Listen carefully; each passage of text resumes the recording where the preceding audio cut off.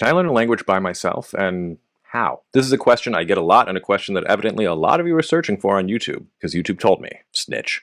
Anyway, there's a lot of conflicting information out there and a lot of advice, but who do you choose to listen to? People who speak a lot of languages? People who've studied teaching and learning? Linguists?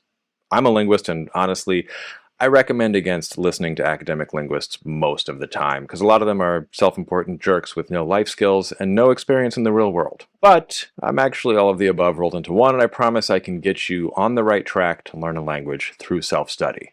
I've got a PhD in linguistics from the University of Pennsylvania. I speak a few languages, and in my real, not YouTube job, I do a lot of work around culture, language, and adult learning. Can you learn a language by yourself? Yes, absolutely. It's 2024 now, and we have the internet and globalization and more language learning tools and native content than you could ever get through. But you also want to know how. Stick around. I'm Dr. Taylor Jones, and this is Language Jones.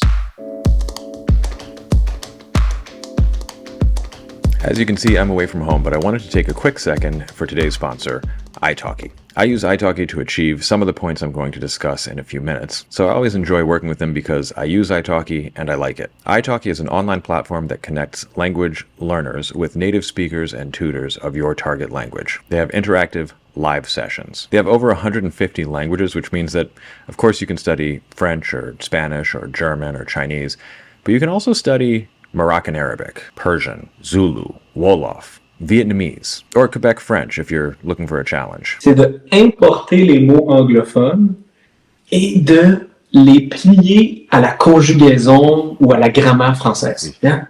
They have their own learning platform with integrated chat and a mobile app, which means that you can learn on the go, just like me. Ooh, Tagalog.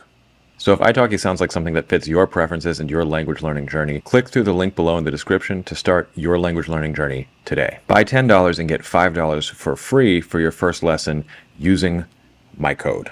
The discounts are only available for the first 50 users, and last week's video had like 30,000 views and counting, so maybe click through. But this all fits into a bigger language learning plan, so let's get back to that. Back to the video. When I asked it, ChatGPT told me, learning a language by yourself can be a rewarding and enjoyable experience. And yeah, it can be, but it can also be a frustrating experience with no clear milestones, inconsistent or totally absent feedback, and a long, tedious slog through bad course materials that leave you demoralized, exhausted, bad at your language, and feeling like you've wasted hours of your life. We need more than just a go-getter attitude and good vibes. So let's do this. First, it's worth taking time at the beginning to create a structured approach to help you get started and help you stay motivated. That means, 1, set clear goals first. Define your purpose. Understand why you want to learn the language. Is it leisure travel? Is it for work? Are you just interested in the culture? Do you just like the sound of it? Any of these are fine, but if you just like the sound of it and want to know more about the culture, being bogged down in vocabulary and scenarios designed around, I don't know, managing a business meeting in which you need to discuss synergistically aligning globalized efforts for a greater ROI might drive you bonkers. So what's your purpose? That can change too. By the way, at this point, I'm going to recommend that you actually walk through this with me. Leave me a comment when you know what your motivation is, and then you can update it with more to come. Or write a comment at the end of the video. I'll summarize all the points. Accountability will come later, but just putting it out there in the universe in YouTube comment form will keep you more accountable and, of course, feed the algorithm so this video can be helpful to others. And my bank account. But mostly the first bit. Second, set achievable milestones. Achievable is the key word here. Break your learning into manageable goals. For instance, learn basic phrases in a month or hold a simple conversation in 3 months. You can then evaluate how you're doing at those milestones and adapt your approach. At the beginning of the year, I did a 2 or 3 month sprint studying Persian, which I live streamed some of. It was for a trip where I knew I'd have the opportunity to speak it in stores and restaurants.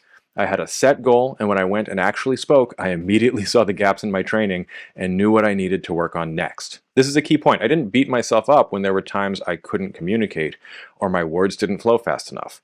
I used that feedback to figure out what vocab areas I needed to improve and that I needed to get my time from thought to speech faster. 2, choose the right resources. I cannot emphasize this enough. Resources are make or break. In some languages, you don't have a choice. I'm currently working through the Routledge Colloquial Hebrew book, and it's okay. It's not great. I'm also using Duolingo and Anki. More on that in a minute. But both Duo and Routledge aren't great. However, they're the best I could find for this particular language. For a language that you, the viewer, are statistically more likely to be interested in, that's Spanish, followed by other Romance languages, German, Mandarin, and in some cases English, there are tons of excellent resources. Don't waste too much time, but take your time finding resources that are good and good for you. This could be textbooks and workbooks. Find a workbook with a good reputation for your target language, and make sure they have audio. They can be apps and online platforms. Interestingly, when I asked ChatGPT, I was curious, it explicitly told me to use apps like Duolingo, Babbel, or Memrise for daily practice. I guess we know who has a dominant market share. I actually don't generally recommend these for anything beyond adding a little fun and flavor. I have a video in which I talk about whether I could make Duolingo work. I'll link that at the end. But basically, you can get a lot out of apps, but they also are a little slower and require a bit more work. Work that they often explicitly try to prevent you from doing through their gamification. And third, it's hugely important that you use audio resources, even if you don't primarily plan on listening and speaking, if they're available. Listen to podcasts, audiobooks, or even language learning programs. ChatGPT hilariously suggested Pimsleur or Michel Thomas because the AI doesn't know that it is currently being deployed as a replacement for these things. I'm starting to see a pattern in the usefulness of AI answers. 3. Build a study routine. Daily practice is much better than inconsistent practice, even if you feel like you're getting a lot done. Aim for consistent daily practice rather than infrequent long sessions. Don't get me wrong, if you only have certain days of times and you can enter hyperfocus, more power to you, but the science of memory is very clear in this regard. It's better to do 20 minutes a day every day than to do 140 minutes on Sundays. You should also balance the skills you're interested in. Focus on speaking, listening, reading, and writing to develop all aspects of the language.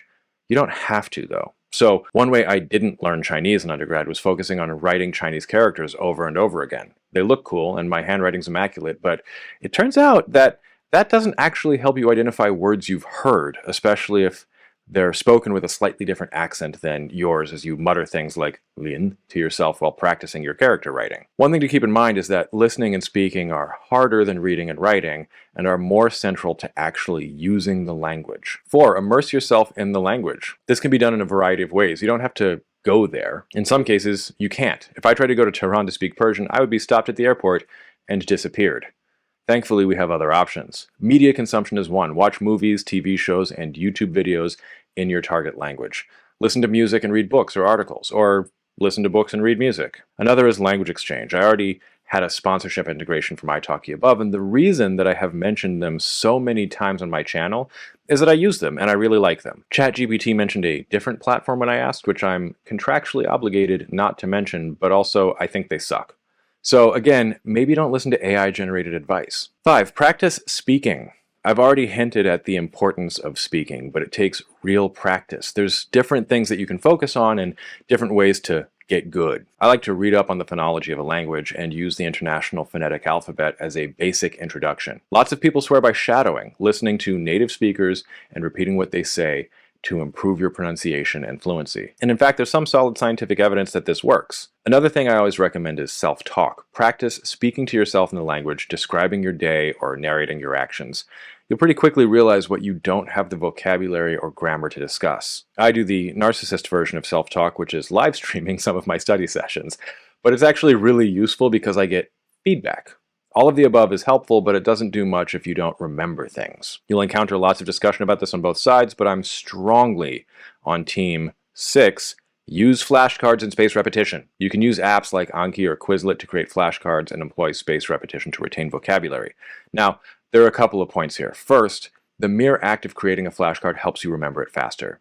Second, your goal should be able to make the maximum neural connections possible. This means as you're creating a card, you should be thinking of mnemonics, adding images, associating the word with a feeling, smell, or story, and actually savoring the new word. The technical word for what you're doing is a more active and involved form of encoding. Those of you new to the channel will know that I'm a huge fan of what I call naughty mnemonics. There's a ton of evidence that sex, violence, and strong emotional valence all helps encode memories by hijacking your amygdala and hippocampus and hypothalamus and making them work for us rather than against us. By the way, if you are new to the channel, please take a moment to like, subscribe, and leave a comment. It's great for the algorithm. Lastly, when doing spaced repetition, you should be focused on speed and ease of recollection and figuring out what is giving you a hard time. If you can't recall it quickly, you won't be able to generate it when you need it in speech. So be honest with yourself as you're reviewing things. And if you can't recall something quickly over and over and over again, you got to spend some more time encoding, maybe coming up with other mnemonics or adding new images. 7, join online communities. This is not technically by yourself, just like using italki wasn't, but it's not in a formal traditional setting either. You can use language forums, participate in language learning forums like Reddit's r/language learning or the word reference forums. There's also just social media. Follow accounts related to your target language on Twitter, Instagram, Facebook. This stuff is super helpful because it turns out stupid memes are both really memorable and also what people are actually talking about. 8, track your progress. This is one that people really fall down on, and it makes a huge difference. Obviously, your Anki or other spaced repetition software will do some form of this, but I like to have a language notebook as well. For instance, I've been studying Hebrew using both a textbook and Duolingo. Here's my Duolingo notebook. Not only has this helped me retain what I'm learning, but it's a nice resource to go back to and quickly see everything and identify what needs work and what doesn't.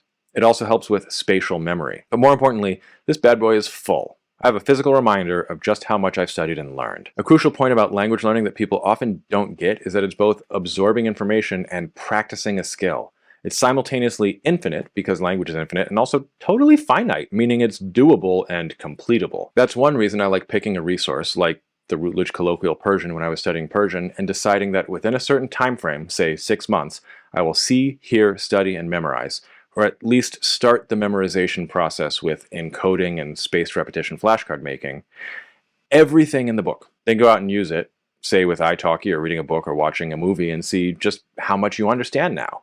And of course, how far you have to go, but it should be actually making progress, and it's important to keep motivated by actually recognizing that progress instead of just grinding all the time. 8.5, language journal. Keep a journal of what you've learned, new vocabulary, reflections on your progress. This one's optional and building on number 8. I have to be honest, I don't do this one as much as I should, but if you keep a regular journal, it does help you figure out where your gaps are and see your progress. The benefit of a journal is you can sit down in the same place with a cup of coffee or other dopamine booster and really build that habit of self-talk, with the benefit of externalizing it so you can go back to it later and identify and fill in gaps or see measurable progress. 8.75, regular reviews. Periodically review your goals and achievements to stay motivated. This is a business management technique, baby. It's time for your quarterly review. Have you met your quarterly goals? Do you need to be on a performance review plan? Do you need to revise either your methods or goals? Perhaps your language needs have changed and you need to rework your approach. You were all about reading Spanish language novels, but now you're going to go volunteer to help recent immigrants with naturalization paperwork. Time for a contract law Spanish sprint. Story time. I once helped at a hiring fair, and a guy who was applying for a dishwasher job said, in Spanish, that he could fill out the form in English. I got it back, and under name, he had written dishwasher. So we redid it in Spanish after all. But who knows, maybe you've gone from wanting to watch gritty Scandi noir thrillers to actually visiting Copenhagen, where you'd prefer not to be involved in gruesome crimes and would rather manage ordering food. Time to pivot to meet these goals and then reassess again in a few months' time. There's no right or wrong answer here. 9, stay motivated. There's a variety of ways to do this, but if you're already avoiding burnout and studying regularly, you should see pretty quick progress. Yes, you'll plateau eventually, and yes, every single word you learn is less valuable than the one before it, and less common once you get out of the 100 or 1,000 most common words. But you can still do a few things to keep motivated. You can celebrate milestones. You can reward yourself when you reach your learning goals. This can literally be a trip to France once you finish your initial learning goals. Or it can be a cookie. There's kind of a lot of leeway here depending on your interest and your means. You can also find ways to find enjoyment, engage in activities that you enjoy, but in the target language, like cooking a recipe from that culture or playing a game. I learned the proper steps of wine tasting from French language YouTube videos. My homemade pasta recipe is from an Italian grandmother on YouTube. It's amazing. And number 10, seek feedback. In my real life, I spend a lot of time in my job explaining to people the true value of feedback. Feedback is a gift. True constructive feedback, especially in a digestible amount and timed appropriately, is life-changing. When other people have your best interests at heart and provide you with feedback, it is one of the best gifts in life. So seek out meaningful feedback. Seek out correction. Do not be afraid to make mistakes and seek feedback from native speakers or online tutors. I find that tutors are a little bit easier because you already know that's the whole point of the exercise. I have a French cousin who gives me incredibly helpful feedback, but it's when I'm just trying to talk to her, and sometimes it's helpful, and sometimes I feel like I can't say anything without being criticized. If you start to feel that way, it's worth reminding yourself of the benefits of feedback, but also trying to get it down to a manageable and digestible amount. This might mean telling my cousin that I really appreciate the feedback, but can we just work on the most egregious errors right now, since I can't absorb all of the feedback I need at once. And of course, the best way to do this is how I started the video, with tutoring. Consider occasional lessons with a tutor for personalized guidance and correction. Now you can divide this up however you want, but a sample study plan might look something like this. Sample weekly study plan. Monday, vocabulary and grammar. Morning, 30 minutes on vocabulary using flashcards, Anki, or Quizlet, or whatever. Evening, 30 minutes to 1 hour on grammar exercises from a textbook. Personally, I would dump them all into Anki, use active recall, and spaced repetition. Tuesday, listening and speaking. Morning, 20 minutes, listening to a podcast in the target language. This is super easy. Another one I recommend is just listening to podcasts every night while, say, doing the dishes. Evening, 30 minutes to 1 hour, practicing speaking with a language exchange partner. Wednesday, reading and writing. Morning, 20 minutes, reading a short article or book chapter. Note any grammatical concepts that you don't understand. Dump words into Anki. In the evening, 30 minutes writing a journal entry in the target language. Try to use what you were working on in the morning, engaging in spaced active recall. Thursday, immersion and media. Evening, 1 hour watching a TV show or movie in the target language. Lazy, easy, fun. Friday, review and practice. Morning, 30 minutes reviewing vocabulary and grammar from the week. Add anything that you haven't to your spaced repetition flashcards that you think you should. Evening, 30 minutes practicing speaking or doing interactive exercises online. Saturday, cultural exploration. Afternoon, 1 hour exploring cultural aspects through cooking, music, or virtual tours. You can do a lot of this right here on YouTube, or you can do it on Wikipedia. Sunday, rest and reflect. Reflect on the week's progress and adjust your goals or methods if necessary. I'm not going to lie to you, my schedule's a little bit different. Most notably, I'm not studying anything on Friday night through Saturday night, except passively reading from a textbook or other resource, and attempting to memorize the old-fashioned way with active recall and strong encoding. But just because I don't write or use electronics 1 day a week doesn't mean that you can't. Although honestly, there's a lot to be said for the mental benefits of a digital detox. So there you have it. By following these steps and maintaining a consistent, balanced approach, you can effectively learn a language on your own. But this is hugely important. Persistence and regular practice are keys to making steady progress. So now what are you going to do? What's your target language? Do you already know what your goals are and what resources will get you there? How will you schedule your time to achieve those goals with regular practice? Language learning is like stretching and mobility. You have to do it basically every day, and it takes months before you see progress. Personally, I can apply all of these to my life in language learning, but I've been trying to get the splits for like 20 years now. But if you actually schedule the time, set an achievable and measurable goal, you can do it. Is it going to be a whole lot harder for Zulu than Spanish? Absolutely. There's just not the same level of resources, but you can definitely do this. So go out there and get to learning. Happy learning. If you like this video, please like, subscribe, and comment if you haven't already, and share with someone you think will benefit from it. I want to thank all of my patrons. You can become one too if you want at patreon.com/languagejones, or you can support the channel right here on YouTube with super chat and super thanks. And if you liked this video, YouTube thinks that you'll probably enjoy this one. Until next time, happy learning.